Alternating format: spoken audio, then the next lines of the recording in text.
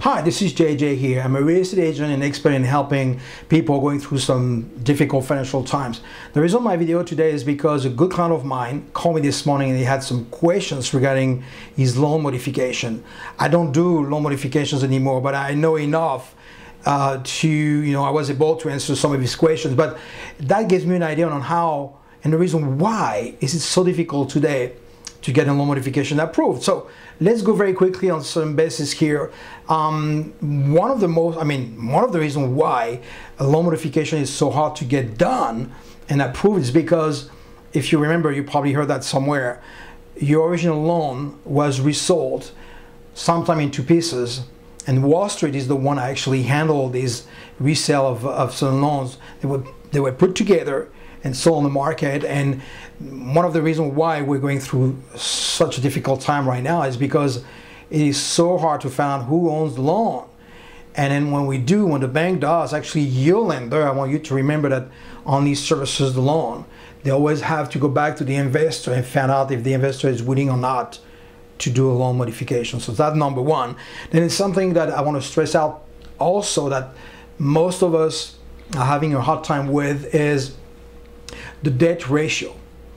In Southern California, where we are here, the debt ratio we are facing, and actually it's all over the country, but in order to get approved for one of the plans that is called the Obama plan, the government plan, which is called also the HEM program, the maximum percentage that you need, your debt ratio, to make it easier to understand, cannot be more than 31% of your earning, meaning that your first loan, the loan that you have, the payment every month that you are making cannot be more than 31% of your income, of your gross income. So that puts us in a lot of stress because over here in Southern California, if you remember back in the days, people were, currently I remember some lenders saying that, well, you're okay, you're in a 40-some% debt ratio, you're going to be fine, the market will keep going higher, you're making and building equity. That was back in the old days, in the good old days, if I may say. And how about dealing with that today?